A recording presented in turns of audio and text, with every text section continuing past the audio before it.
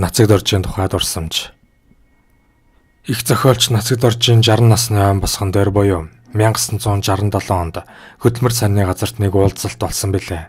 Уг уулзалтанд их зохиолчийн үе тэнгийнхэн болох Ринчин, Дандин сүрэн, Намдаг, Перлэ, Сотном, Цэвэл, Цэвэгд орж нарын нэр төрдөмдөд зохиолч судлаач нар оролцсон бөгөөд эдгөө үзвэл нэгээс бусд нь мөнх үсийг үзжээ.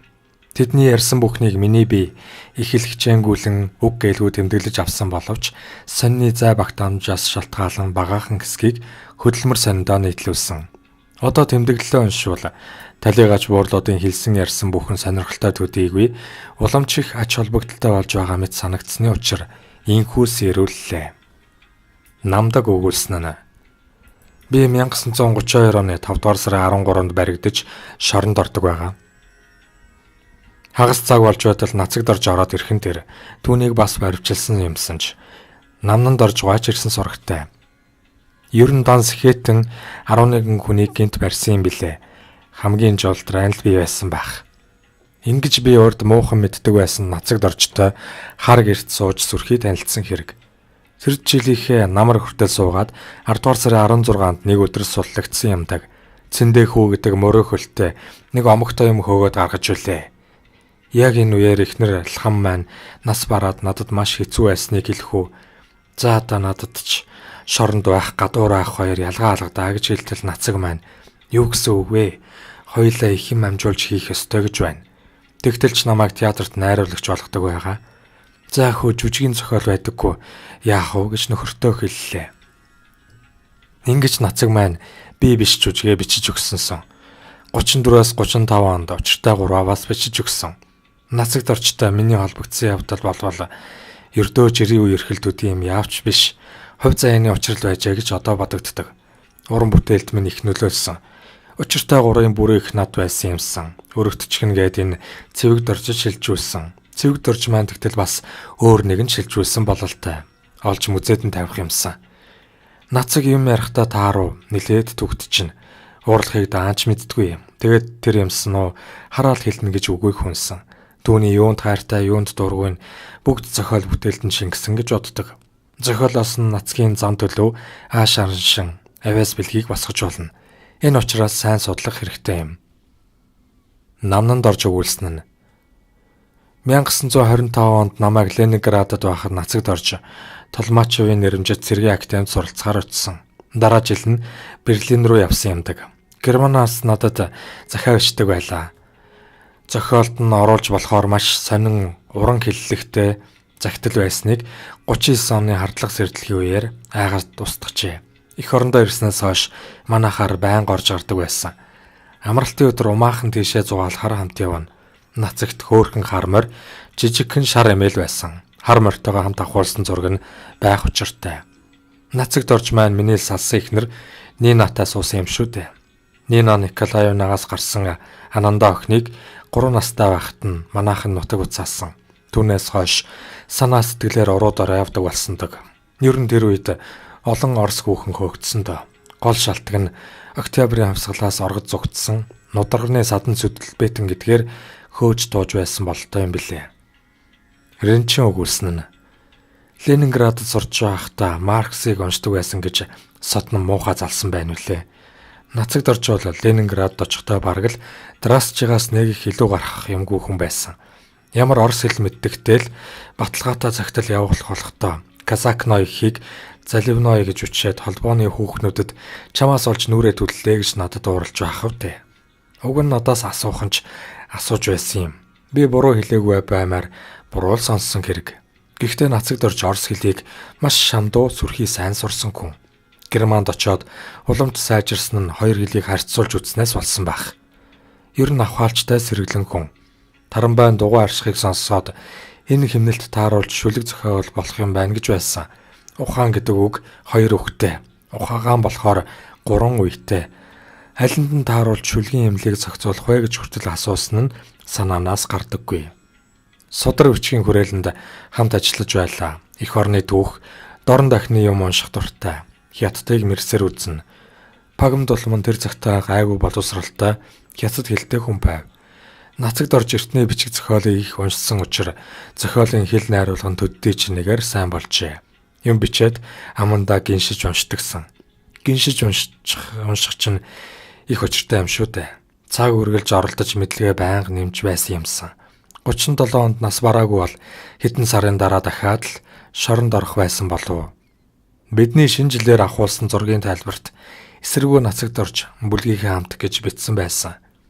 Ордны нууц нэртэй роман бичнэ гэд зөмдөө юм цуглуулсныг мэднэ. Дамдан сүр өгүүлсэн нь. Дурсамж ярихаа бэлий, зохиолыг нь сайн судлаа. Намтрыг нь сайн судлаа. Содном нилээд оролцсон боловч тодорхойгүй юм олон байна. Жишээ нь миний нутгийг шинэ эргэлтээс өмнө бичсэн мэтэр ринчин ярьсан байсан. Үнэхээр тийм бол бас сони юм. Чухам хизээ нас барсан мөн л тодорхойгүй байна. Нас болохыг нь урд өдрийн талаар би нилээд зүйл сурвалжилж мэдлээ. 2 дахь удаага шоронд ороход нь пунцагд орж байцааж байсан юм байна. Материал нь архивт байж таарна. Содномын номонд лэгцэгд оржийн талаарх баримт бий. Зөвхөн найз нөхдийн талаар сонирх төдийгүй хавчиж зовоож байсан хүмүүсийг ч сөхөж гаргах хэрэгтэй байх. Цэвэгд орж өгүүлсэн нь.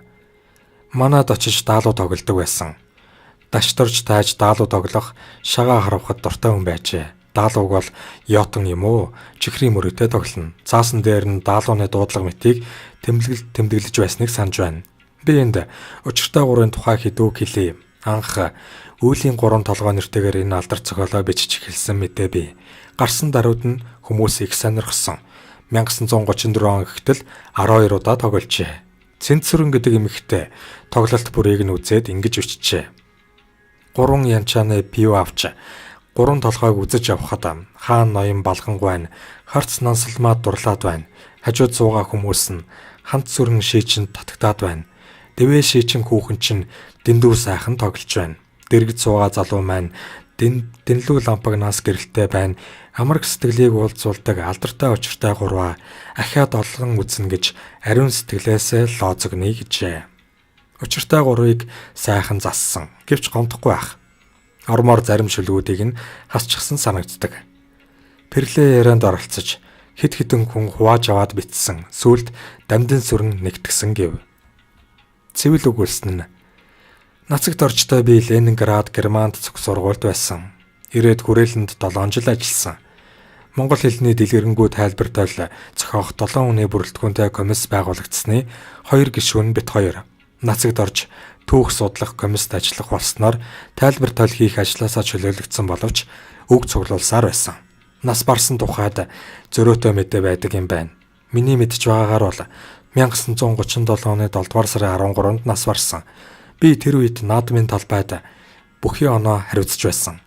Хүрээлэн маань өглөө эрт 7 цагт хүргэж өгдөг, орой татаж авдаг байлаа л да.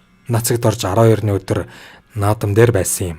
Бор саар лонгийн хуужвтар костюмтай, бүрх малгайтай явж байсан. 12-ныхоо орой бидний 7 хүн хүрээлэн дээр ирэхэд нацагд орж хамт ирсэн.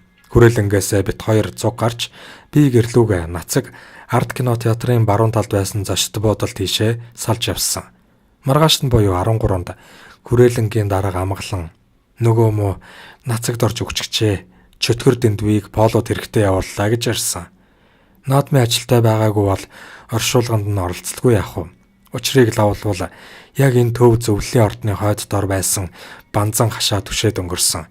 Түүний цогцсыг эрүүлэг хамгаалах дээр аваадсан болттой юм билээ.